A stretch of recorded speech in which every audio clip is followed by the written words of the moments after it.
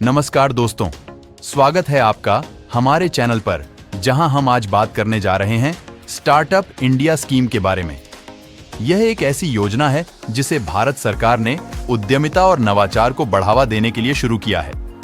इस योजना का उद्देश्य है देश में स्टार्टअप्स की स्थापना को सरल बनाना और नए उद्यमियों को उनके व्यावसायिक सपने को साकार करने में मदद करना। आज के इस वीडियो में हम इसी योजना की मुख्य विशेषताओं, इसके लाभों और ये कैसे देश के युवाओं के लिए एक उम्मीद की किरण बन रही है, इस पर चर्चा करेंगे। तो बने रहिए हमारे साथ इस वीडियो में, और अगर आप हमारे चैनल पर नए हैं तो कृपया सब्सक्राइब करना न भूलें।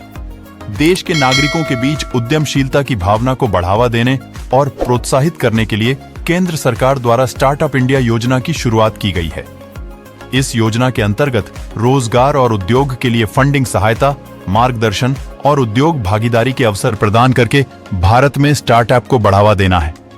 स्टार्टअप इंडिया पहल शुरू करने का मतलब इसके माध्यम से बेरोजगारों के बीच रोजगार पैदा करना भी है। रजिस्ट्रेशन में सरकार द्वारा शामिल कदम स्टार्टअप्स के लिए अतिरिक्त लाभों के साथ सरकार की योजना पर भरोसा करना और उन्हें सुविधाजनक बनाना है। स्टार्टअप इंडिया योजना का उद्देश्य देश में नवाचार और स्टार्टअप के पोषण के लिए एक मजबूत इकोसिस्टम का निर्माण करना है, जो स्थायी आर्थिक विकास को बढ़ावा देगा, ताकि भारतीय स्टार्टअप अपने पंखों को दूर दूर तक फैला सकें। स्टार्टअप इकोसिस्टम में सभी हितधारकों के लिए एक प्लेटफॉर्म उपलब्ध कराना है, जो एक दूसरे से बातचीत करने, ज्ञान का आदान प्रदान करने और अत्यधिक गतिशील वातावरण में एक दूसरे के साथ भागीदारी बनाने के लिए एक मंच प्रदान करना है।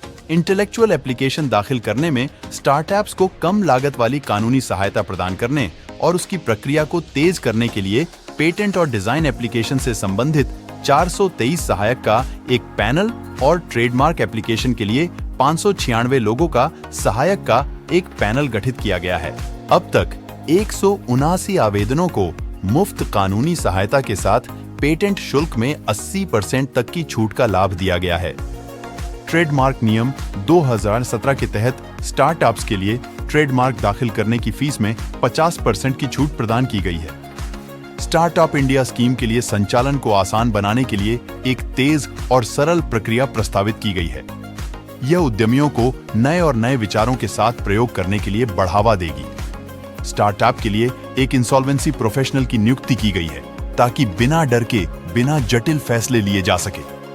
स्टार्टअप इंडिया के प्रसार में और तेजी लाने के लिए कृषि, सामाजिक क्षेत्र, स्वास्थ्य सेवा, शिक्षा आदि क्षेत्रों की ओर भी ध्यान दिया गया है।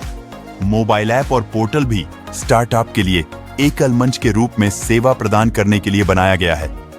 पंजीकरण आवेदन की स्थिति को ट्रैक और पंजीकरण को कभी भी डाउनलोड आदि सब मोबाइल ऐप के माध्यम से कर सकते हैं। सार्वजनिक प्रक्रिया में अब अधिक स्टार्टअप अब निविदा प्रक्रिया का हिस्सा बनने के लिए पात्र हैं। सूक्ष्म और लघु उद्यमों के लिए सार्वजनिक खरीद के मानदंडों को कम किया गया है।